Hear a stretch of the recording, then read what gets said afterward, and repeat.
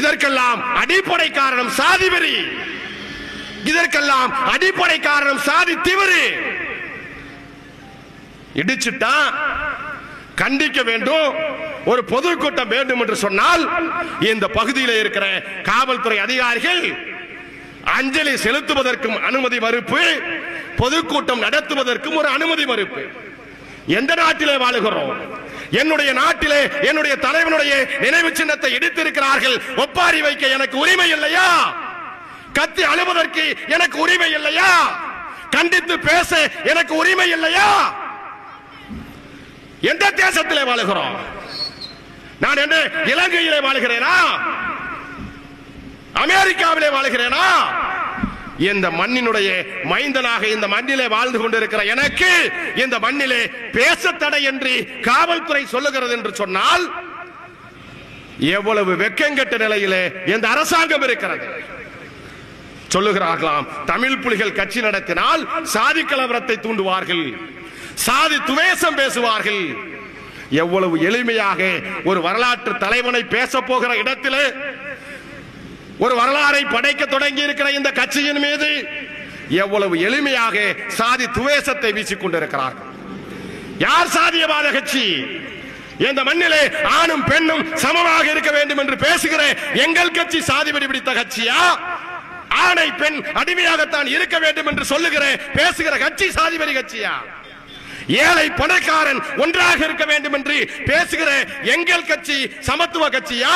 ஏழை வேறு பணக்காரன் வேறு என்று பேசுகிற கட்சி சாதி வெறி பிடித்த கட்சியா? இந்த மண்ணிலே மேல் சாதி கீழ் சாதி என்று எவனும் இருக்கக்கூடாது, அனைவனும் தமிழ் சாதி என்று ஒன்றாய் அமைய வேண்டும் என்று பேசுகிற எங்கள் கட்சி சாதி வெறி பிடித்த கட்சியா?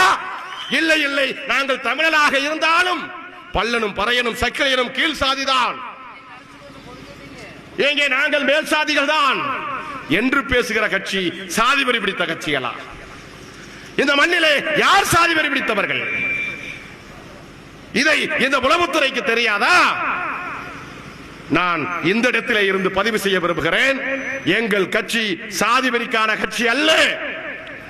இன்னும் வெளிப்படையாக சொல்ல வேண்டும் என்று சொன்னால், இன்றைக்கு நாங்கள் பொல்லானுக்கு இந்த கூட்டத்தை நடத்தி கொண்டிருக்கிறோம். இன்றைக்கு எங்களுடைய தலைவனுக்கு நாங்கள் நினைவு அஞ்சலியை இங்கே செலுத்திக் கொண்டிருக்கிறோம். ஆனால் உண்மையிலேயே பொல்லானுக்கு அஞ்சலி செலுத்துவதற்கு முன்பாகவே, பொல்லானுக்கு வீரவணக்க கூட்டம் நடத்துவதற்கு முன்பாகவே தமிழ் புலிகள் கட்சி தீரன் சின்னமலை அவர்களுக்கு வீரவணக்க கூட்டத்தை நடத்திய கட்சி எங்கள் கட்சி. பொல்லானுக்கு அஞ்சலி செலுத்துவதற்கு முன்பாகவே தீரன் சின்னமலை அவர்களுக்கு அஞ்சலி செலுத்திய கட்சி எங்கள் கட்சி. எங்களுடைய தீரன் சின்னமலை வரலாறு மீட்பு கூட்டத்திலே, வீரவணக்க கூட்டத்திலே இங்கே மரியாதைக்குரிய தனியரசு அவர்கள் எங்களுடைய கூட்டத்திலே முழங்கி இருக்கிறார். தமிழக வாழ்வுரிமை கட்சியில இருந்த ஐயா காவேரி அவர்கள் எங்க கூட்டத்திலே வந்து பேசி சென்றிருக்கிறார். பல தலைவர்களை அழைத்து தீரன் சின்னமலைக்கு விழா எடுத்த கட்சி எங்கள் கட்சி. தீரன் சின்னமலை எங்கள் சாதி என்றா? தீரன் சின்னமலையை எங்களை பொறுத்தவரை அவர் ஒரு சாதிக்கான தலைவராக பார்க்க முடியாது. அவர் இந்த தேசத்தினுடைய விடுதலைக்காக போராடிய தலைவன் என்பதிலே தான் சின்னமலைக்கு நாங்கள் வீரவணக்கம் செலுத்துகிறோம். அந்த அடிப்படையிலே தான் பொல்லானுக்கும் நாங்கள் வீரவணக்கம் செலுத்துகிறோம். ஆனால் எங்கள் கட்சியை சாதி கட்சி என்று எளிமையாக இவர்கள் சொல்ல முடிகிறது. ஆனால் உண்மை அது அல்ல தோழர்களே. இன்றைக்கு சாதியாய் பிரிந்து கிடப்பது தமிழ் தேசிய அரசியல் களத்திலே பல்வேறு சாதிகள் பிரிந்திருக்கிறது.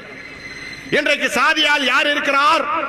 இன்றைக்கு கூட்டத்தை அனுமதி மறுத்திருக்கிறார்களே இந்த காக்கி சட்டை அதிகாரிகள் தான் சாதி வெறி பிடித்த ரவுடிகளாக பல இடங்களிலே நடமாடி கொண்டிருக்கிறார்கள். இன்றைக்கு நிர்வாகத்துறையில் இருக்கிற அதிகாரிகள் தான் சாதி வெறி பிடித்தவர்களாக இந்த மண்ணிலே உலாவிக் கொண்டிருக்கிறார்கள். எவனெல்லாம் சாதி வெறியோடு இருக்கிறானோ அவனெல்லாம் எளிமையாக எங்கள் மீது சாதி வெறி பிடித்த கட்சி என்று பட்டத்தை சுமத்தப்படுகிறது. ஆனால் இது வரலாறு, இது மேடையில் பேசுகிற செயல் அல்ல, வரலாறு. மாவீரன் பொல்லானுக்கு மிக நீண்ட நெடிய வரலாறு உண்டு. இந்த மண் முழுவதும் ரத்தம் சிந்திய வரலாறு எங்கள் தலைவன் பொல்லானுக்கு உண்டு. இங்கே சொன்னார்கள், செருப்பிலே தன்னுடைய தீரன் சின்னமலையினுடைய உயிரை காப்பாற்றுகிற அந்த செய்திகளை கொண்டு வந்து சேர்த்தவர் என்று சொல்லப்படுகிறது. செய்தியை கொண்டு வந்து சேர்த்தவரா என்பதால், அவர் இந்த சாதியிலே பிறந்ததால் அவர் செருப்பு தைப்பவரா? செருப்பு தைத்தான் அந்த உளவு செய்திகளை சொன்னாரா? இல்லை தோழர்களே. பொல்லானுக்கு வில்வித்தை தெரியும், பொல்லானுக்கு சிலம்பாட்டம் தெரியும், பொல்லானுக்கு இந்த மண்ணிலே நடக்கிற அத்துணை போராட்டங்களுடைய கதைகளும் அவருக்கு தெரியும். அப்படி வரலாற்றிலே பல திறமைகளை உள்ளடக்கிய தலைவனாக பொல்லான் இருந்திருக்கிறார். அப்படித்தான் இந்த மண்ணிலே ஏராளமான படைகளை அவர்களால் கட்டியெழுப்ப முடிந்திருக்கிறது. எனவே பொல்லானை வெறுமனையாக செருப்பு தைப்பவர் என்று வரலாறை சுருக்கி பார்ப்பதும் வரலாறை இழிவுபடுத்துவதும் ஒன்றுதான். அவர் செய்த தவறு செருப்பு தைக்கிற சாதியிலே பிறந்தார். ஆனால் செருப்பு தைப்பவர் அல்ல. அந்த படையிலே அவர் செருப்பு தைப்பவராக இல்லை. இங்கே இருக்கிற மாவீரன் பொல்லான் அவர்களுக்கு வாள் சண்டை தெரிந்திருக்கிறது, தடிச்சண்டை வில்வித்தை தெரிந்திருக்கிறது, சிலம்பாட்டம் தெரிந்திருக்கிறது, குதிரையேற்றம் தெரிந்திருக்கிறது, தரவரிசை தெரிந்திருக்கிறது, பிடிவரிசை தெரிந்திருக்கிறது, மல்யுத்தம் தெரிந்திருக்கிறது, வாள் யுத்தம் தெரிந்திருக்கிறது, துப்பாக்கி சூடு நடத்தி இருக்கிறார், துப்பாக்கியால் சுட தெரிந்திருக்கிறது. இப்படி ஏராளமான திறமையை கொண்ட ஒரு மகத்தான தலைவனை செருப்பு தைப்பவன் என்று சுருக்கி பார்ப்பதை விட ஒரு சாதி வெறி பிடித்த கேவலம் வேறு ஏதாவது உண்டா? இத்தனை திறமைகளை உள்ளடக்கிய தலைவன். அது மாத்திரமல்ல, இங்கே எனக்கு முன்னால் பேசிய ஏராளமான தலைவர்கள் சொன்னார், இந்த நாட்டை கைதர் அலி ஆளுகிற போது, கைதர் அலிக்கு பிறகு இந்த மைசூர் நாட்டை திப்பு சுல்தான் வருகிறார், கைதர் அலியுடைய மகன். நான் பேசுவதெல்லாம் பொல்லான் தீரன் சின்னமலையினுடைய பட சமகால அந்த வரலாறுகளை சொல்லுகிறேன். பொல்லானும் தீரன் சின்னமலை அவர்களும் கருப்ப சேர்வை அவர்களும் இந்த மண்ணிலே களமாடுகிற போது மைசூர் நாட்டை கைதர் அலியினுடைய மகன் திப்பு சுல்தான் ஆண்டிருக்கிறார். திப்பு சுல்தான் அவர்களுக்கு ஆங்கிலேய அரசு தருகிற நெருக்கடி அவரால் சமாளிக்க முடியாத ஒரு நிலை ஏற்படுகிறது. அப்படி ஏற்படுகிற போது ஏற்கனவே தீரன் சின்னமலை அவர்களுடைய வீரத்தை புரிந்த திப்பு சுல்தான் தீரன் சின்னமலைக்கு பின்னால் பொல்லான் இருக்கிறார், தீரன் சின்னமலைக்கு பின்னால் கருப்ப சேர்வை இருக்கிறார், தீரன் சின்னமலைக்கு பின்னால் வேலப்பன் இருக்கிறார். மிகப்பெரிய ஒரு போர் தந்திரம் நிறைந்த போர் வீரர்களை கொண்ட படை தளபதிகளை கொண்ட மாபெரும் தளபதியாக தீரன் சின்னமலை இருக்கிறார். எனவே வெள்ளைக்காரர்களை எதிர்க்க தீரன் சின்னமலை நமக்கு உதவியாக இருந்தால் நம்முடைய படைக்கு வலிமை சேர்க்கும் என்று சொல்லி திப்பு சுல்தான் தீரன் சின்னமலை அவர்களோடு கைகோர்க்க விரும்புகிறார். அப்படி கைகோர்க்க விரும்புகிற போது திப்பு சுல்தான் படை இங்கே பேச்சுவார்த்தைக்கு வருகிற போது எப்படி திப்பு சுல்தானுடைய படைக்கு ஒரு குழுவாக, ஒரு பேச்சுவார்த்தை குழுவாக ஒரு குழு வந்ததோ அதை போல அவர்களிடத்திலே தீரன் சின்னமலை சார்பாக ஒரு குழு பேசப்பட்டது. அப்படி பேசப்பட்ட அந்த குழுவிலே கந்தப்ப சேர்வையும் பொல்லானும் அந்த திப்பு சுல்தான் குழுவிலே பேச்சுவார்த்தை குழுவிலே இடம்பெற்றிருக்கிறார்கள் என்பது வரலாறு. எனவே தீரன் சின்னமலைக்கு முன்பாக அவரிடத்திலே நெருங்குவதற்கு முன்பாக அவருடைய பிரதிநிதியாக கந்தப்ப சேர்வையும் கருப்ப சேர்வையும் பொல்லானும் பேச்சுவார்த்தை நடத்தி இருக்கிறார்கள் என்று சொன்னால் தீரன் சின்னமலை அவர்களுக்கு எவ்வளவு நெருக்கமாக பொல்லான் இருந்திருப்பார், தீரன் சின்னமலை அவர்களுக்கு எவ்வளவு விசுவாசமாக இந்த சாதியிலே பிறந்த பொல்லான் இருந்திருப்பார் எண்ணி பார்க்க வேண்டும். ஆக திப்பு சுல்தானுடைய பேச்சுவார்த்தை குழுவிலே மாத்திரமல்ல, ஒரு காலகட்டத்திலே முப்பெரும் படைகளாக இணைகிறார்கள். அந்த வெள்ளைக்காரர்களை எதிர்க்க திப்பு சுல்தான், தீரன் சின்னமலை, அப்பொழுது நெப்போலியனோடு ஒரு பேச்சுவார்த்தை தொடங்குகிறது.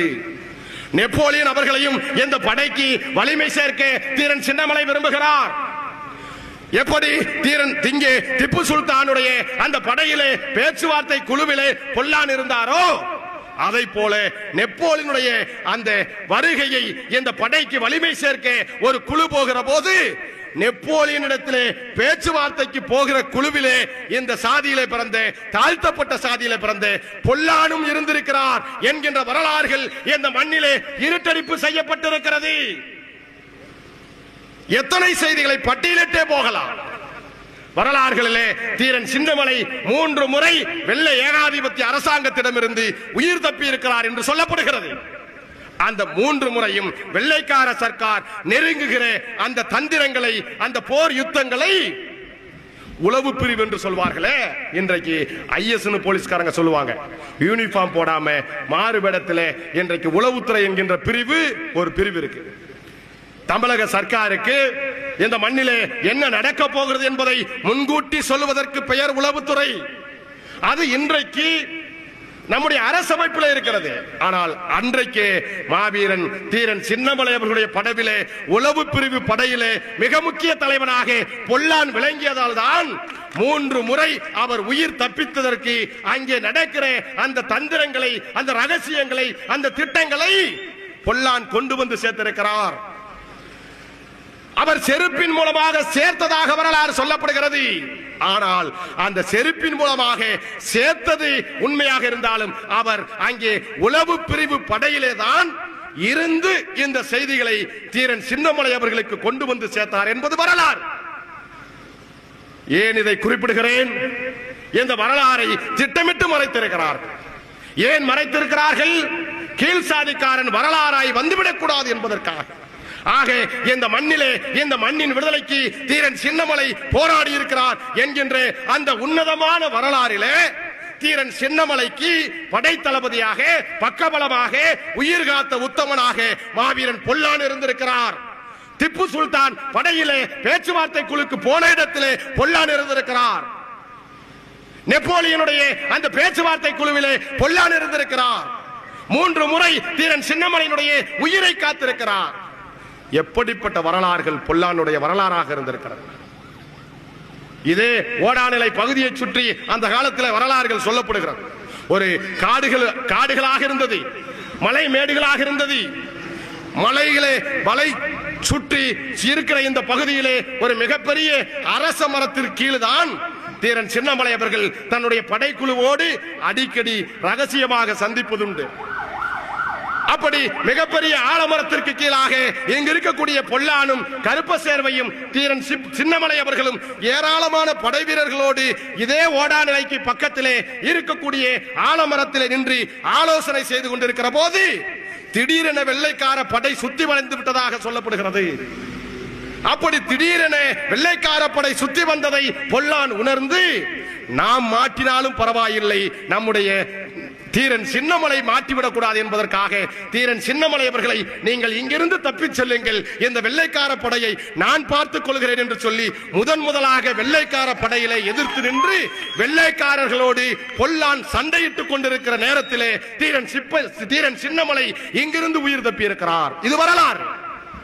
ஓடாநிலை வரலாறில் இது உண்டா? அரச்சலூர் வரலாறில் இது உண்டா? நல்லவங்கம் பாளைய வரலாறில் இது உண்டா? தீரன் சின்னமலை வரலாறில் இது உண்டா? ஏன் இல்லை? வரலாற்றிலே நடந்திருக்கிறது, ஆனால் வரலாறு பதியப்படவில்லை. இந்த வரலாறுகளை இன்றைக்கு நாங்கள் ஆய்விலே மேற்கொண்டிருக்கிறோம், வெளிவருகிறது. அப்படி இந்த படைக்கு வழி சேர்த்த மாவீரன் தீரன் சின்னமலைக்கு பக்கபலமாக இருந்த பொல்லான் ஒரு கீழ் சாதி என்பதால் அவருடைய வரலாறு மறைக்கப்பட்டிருக்கிறது. ஆனால் அவர்கள் சாதியாக பிரிந்து கிடக்கவில்லை. இந்த மண்ணிலே இந்தியாவினுடைய விடுதலைக்காக போராடிய எந்த தளபதிகளும், எந்த மன்னர்களும், எந்த வீரர்களும் சாதிகளாக பிரிந்து கிடந்தது கிடையாது. இங்கே தீரன் சின்னமலையும் பொல்லானும் இரட்டை குழல் துப்பாக்கியாக செயல்பட்டிருக்கிறார்கள். எப்படி கொங்கு மண்டலத்திலே இவர்களுடைய வரலாறு இப்படி பதியப்பட்டிருக்கிறதோ அதை போலத்தான் நெல்லையிலே நெற்கட்டன் செவ்வாயல் என்கின்ற பகுதிகளிலே மாவீரன் பூலித்தேவன் தலைமையிலே அங்கே ஒரு படை இயங்கியது. மாவீரன் பூலித்தேவன் தலைமையிலான அந்த படை வெள்ளைக்கார அரசாங்கத்திற்கு வரி கட்ட முடியாது என்று தென்னகத்திலே போராட்டத்தை நடத்தியது. தென்னகத்திலே பூலித்தேவன் அவர்கள் வெள்ளைக்கார அரசாங்கத்திற்கு எதிராக கடுமையாக போராடுகிற போது வெள்ளைக்காரனுடைய எதிர்ப்பு போராட்டத்திற்கு பூலித்தேவனோடு சமகால தலைவனாக இருந்து போராடிய ஒண்டி வீரனுடைய வரலாறு இப்படித்தான் இருட்டடிப்பு செய்யப்பட்டிருந்தது. இப்படித்தான் ஒண்டி வீரனை ஒரு குறைந்த மதிப்பீடான வரலாறாக பதிவு செய்திருந்தார்கள். ஆனால் தமிழ் புலிகள் இயக்கம் வந்த பிறகுதான் எப்படி இன்றைக்கு இந்த இடத்திலே போரை தொடங்கி இருக்கிறோமோ இதை போல 8 ஆண்டுகளுக்கு முன்பாக தமிழ் புலிகள் கட்சியின் சார்பிலே ஒண்டி வீரன் அவர்களுக்கு நினைவு சின்னமும் மணிமண்டபமும் அமைக்கப்பட வேண்டும் என்று எங்கள் போராட்டத்தை தொடங்கினோம். போராட்டம் என்று சொன்னால் ஆர்ப்பாட்டமா? சாலை மறியலா? இல்லை தோழர்களே. இந்த மண்ணிலே குடியரசு நாள் ஜனவரி மாதம் நடைபெறுகிற அந்த குடியரசு நாளிலே அனைத்து அரசு கேந்திரங்களும் இந்திய தேசியாவினுடைய கொடியை ஏற்றுகிற நாள்.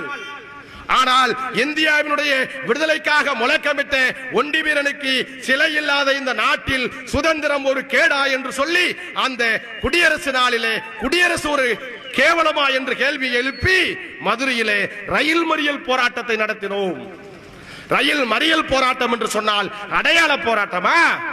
இல்லை தோழர்களே, அடையாள போராட்டமாக காவல்துறையிடம் காண்பித்து விட்டு திட்டமிட்டு 33 பேர் ரயில் நிலையத்திற்குள்ளே சென்று ரயிலை இழுத்து மறித்து 1 மணி நேரம் ரயில் போக்குவரத்தை ஸ்தம்பிக்க செய்த கட்சி தமிழ் புலிகள் கட்சி. அன்றைக்கு பேரறிவாளன் தலைமையிலே 33 பேர் மதுரை மத்திய சிறைச்சாலையில் அடைக்கப்பட்டார்கள். எதற்காக? ஒண்டி வீரனுக்கு மணிமண்டபம் அமைக்கப்பட வேண்டும் என்பதற்காக மத்திய சிறையை முத்தமிட்ட கட்சி தமிழ் புலிகள் கட்சி. அதோடு விட்டுவிடவில்லை. கருணாநிதி தலைமையிலே இன்றைக்கு சென்னையிலே கம்பீரமாக நிறுவப்பட்டிருப்பதாக சொல்லப்படுகிற அந்த புதிய சட்டமன்றம் இருக்கிறது. அந்த புதிய சட்டமன்றத்தை திறந்தார்கள். அந்த திறந்த அதே நாளிலே பல மாநிலத்தினுடைய முதலமைச்சர்கள் வந்தார்கள். இந்தியாவினுடைய பிரதமர் வரவழைக்கப்பட்டார். இந்தியாவினுடைய பிரதமர் வந்த அந்த திறப்பு விழாவிலே பல மாநிலத்தினுடைய முதலமைச்சர்கள் வந்த அந்த திறப்பு விழாவிலே அந்த புதிய சட்டமன்றத்தை இழுத்து மூடுகிற போராட்டத்தை அறிவித்து சென்னையிலே 300க்கும் மேற்பட்ட தமிழ் புலிகள் கைது செய்யப்பட்டோம். பிறகு மணிமண்டபம் என்கின்ற பெயரிலே நினைவு சின்னத்தை அறிவித்தார்கள். அதற்கு எதிர்ப்பு தெரிவித்து பின்னால் முதலமைச்சராக வந்த ஜெயலலிதாவினுடைய முதலமைச்சர் வீட்டை நாங்கள் முற்றுகையிட்டோம்.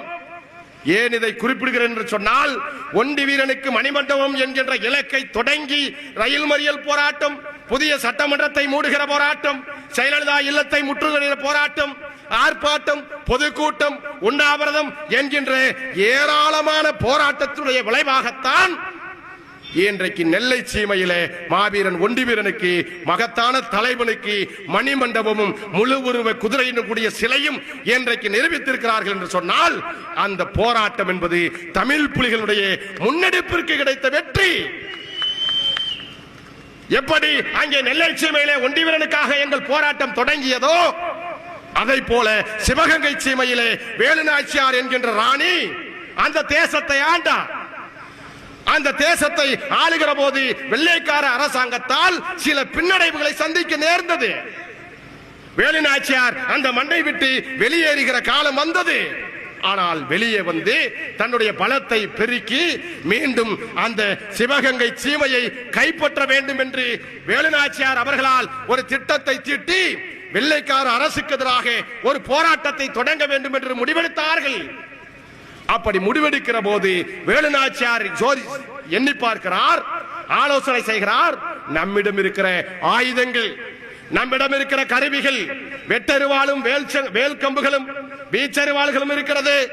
வெள்ளைக்காரிடத்திலே துப்பாக்கிகள் இருக்கிறது, ஆயுதங்கள் நவீனமாக இருக்கிறது. இந்த படைக்கு எதிராக நாம் போரிட வேண்டும் என்று சொன்னால் வெள்ளைக்கார ஆயுதங்களை நாம் அளித்தாக வேண்டும். அப்படி அளித்தால்தான் வேலுநாச்சியாருடைய மண்ணை வேலுநாச்சியார் மீட்க முடியும் என்கின்ற ஒரு நிலை இருந்தது. அப்படிப்பட்ட நிலையிலே தான் வேலுநாச்சியார் அவர்கள் இந்த மண்ணை மீட்க வேண்டும் என்பதற்காக வெள்ளைக்கார சர்க்காரிடம் இருக்கிற அந்த ஆயுத கிடங்குகளை அழிக்க வேண்டும், அதற்கு இந்த மண்ணிலே தற்கொலைப்படை உருவாக வேண்டும் என்று வேலுநாச்சியார் யோசிக்கிற போது வேலுநாச்சியாருடைய படை தளபதியாக வேலுநாச்சியாருடைய உயிர் நாடியாக இருக்கிற தாழ்த்தப்பட்ட சக்கிலியர் சாதியில பிறந்த குயிலி என்ற ஒரு பெண் தான் முதலாக இந்திய விடுதலை போராட்டத்திலே தற்கொலைப்படை தளபதியாக மாறி அன்றைக்கு வேலுநாச்சியார் படை வெல்வதற்கு ஆங்கில ஆயுதப்படை கிடங்கிலே தன்னுடைய உடம்பிலே எண்ணெயை ஊற்றிக்கொண்டு தற்கொலை படையாக மாறி வெள்ளைக்கார ஆயுத கிடங்கை அழித்தார் சக்கிலிச்சி குயிலி. இது வரலாறு. வேலுநாச்சியார் என்கின்ற ஒரு ராணி சிவகங்கை சீமையை ஆளுவதற்கு அடிப்படை காரணமாக அமைந்தது குயிலி. மாவீரன் பூலித்தேவன் நெல்லை சீமையை ஆளுவதற்கு அடிப்படையாக இருந்தது மாவீரன் ஒண்டி வீரன். தீரன் சின்னமலை கொங்கு மண்டலத்தை ஆளுவதற்கு அடிப்படையாக இருந்தவர் மாவீரன் பொல்லான். இது தமிழ்நாட்டினுடைய தென்னக வரலாறு. தமிழகத்தினுடைய வரலாறு. இந்த வரலாறுகளை இருட்டடிப்பு செய்கிறார்கள் என்று சொன்னால் அவர்களை விட கேவலமானவர்கள் இந்த மண்ணிலே யாரும் இருக்க முடியாது. இந்த மண்ணிற்காக உயிரை தியாகம் செய்த ஒரு உயிரை இன்றைக்கு நீங்கள் மதிக்கவில்லை என்று சொன்னால் உங்களை விட சாதி வெறியர்கள் வேறு யாராக இருக்க முடியும்? ஆனால் எங்களை சாதி வெறியர்கள் என்று சொல்லுகிற சாதி வெறியர்களே, உங்களுக்கு நாங்கள் வரலாறுகளை திரும்ப சொல்லுகிறோம்.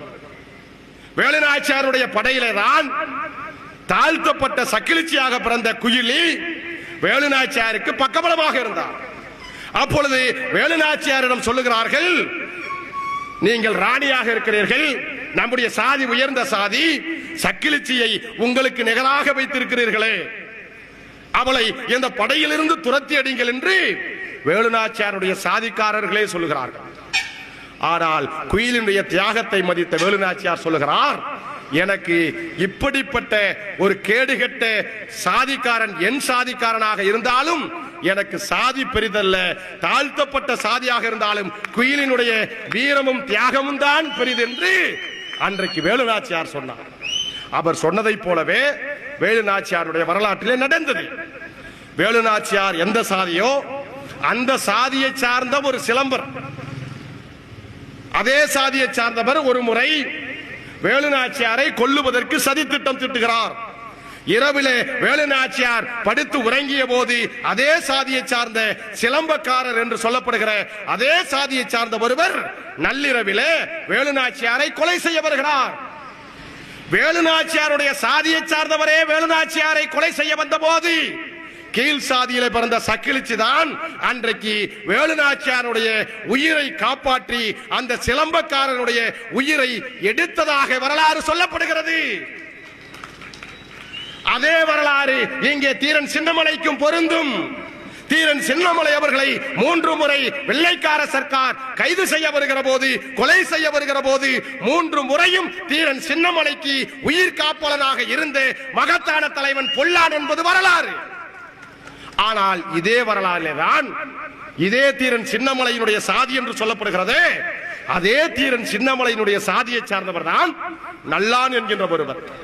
தீரன் சின்னமலைக்கு சமயக்காரராக வேடமிட்டு உள்ளே வந்து அந்த நல்லான் என்கின்ற பெயரும் தன்னுடைய சாதிக்காரர் என்று நம்பியதால் நல்லானை தீரன் சின்னமலையும் அவருடைய சகோதரர்களும் நம்பினார்கள்.